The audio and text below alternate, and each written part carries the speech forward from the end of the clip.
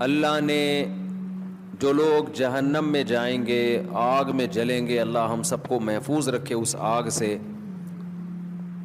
ان کے بارے میں بتایا کہ ان لوگوں میں بہت ساری بری عادتیں تھیں، ان میں ایک یہ بھی کہ ان کو غریبوں کا، مسکینوں کا خیال نہیں تھا۔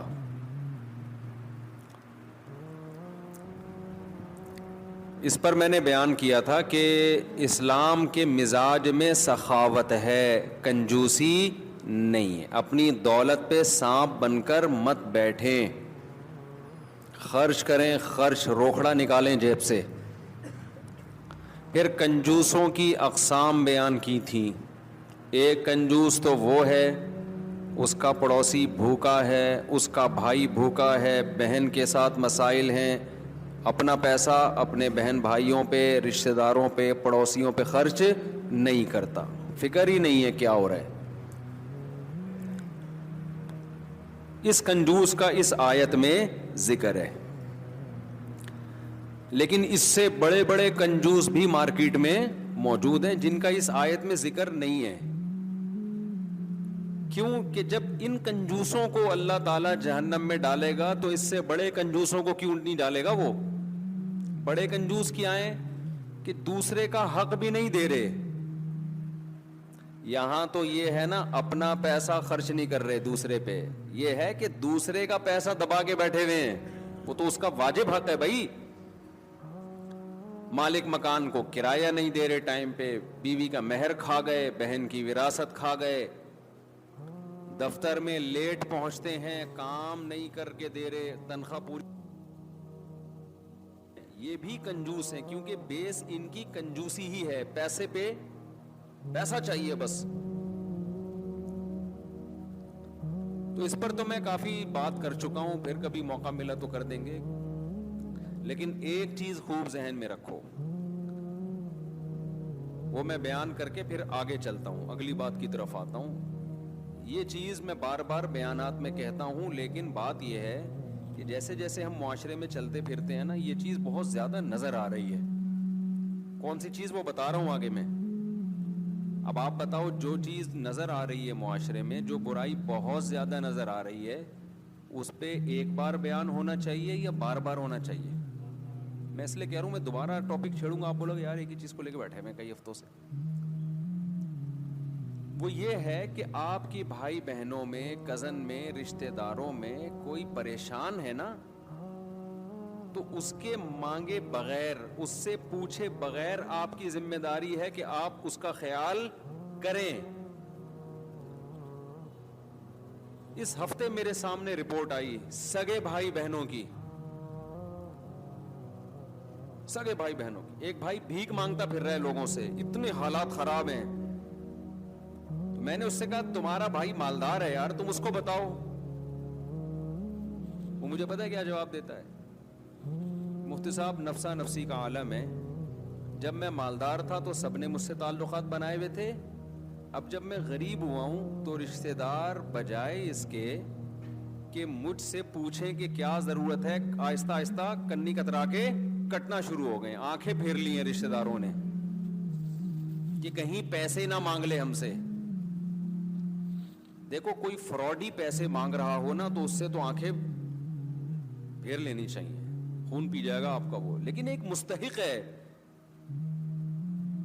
تو آپ کو تو تلاش کرنا چاہیے بھائی۔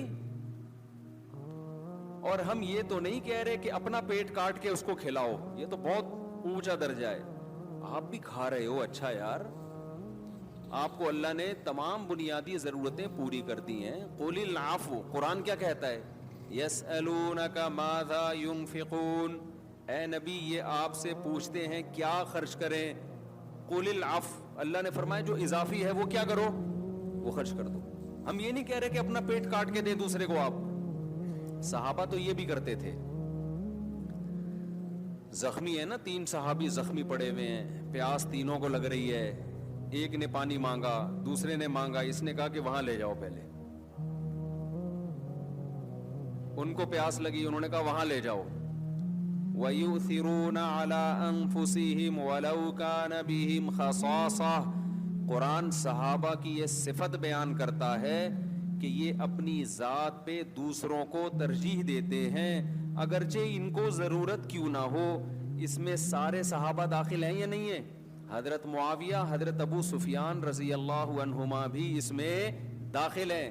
جب تاریخ کا اور قرآن کا مقابلہ ہوگا، ہسٹری پڑھو گے، عین ممکن ہے بعض صحابہ سے بدگمان ہو جاؤ، لیکن قرآن پڑھو گے تو صحابہ سے بدگمان نہیں ہوگے. بتاؤ ہسٹری زیادہ اوتھینٹک ہے یا قرآن زیادہ اوتھینٹک ہے؟ قرآن اوتھینٹک ہے بھائی.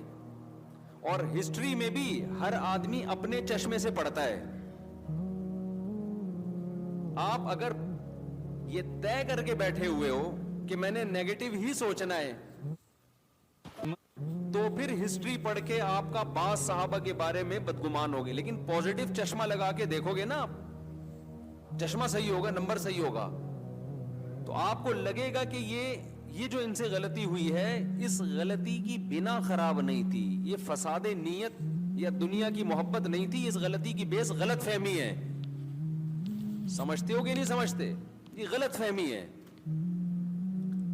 تو قرآن صحابہ کی صفت بیان کرتا ہے وَيُؤْثِرُونَ عَلَىٰ أَنفُسِهِمْ وَلَوْ كَانَ بِهِمْ خَصَاصَةٌ.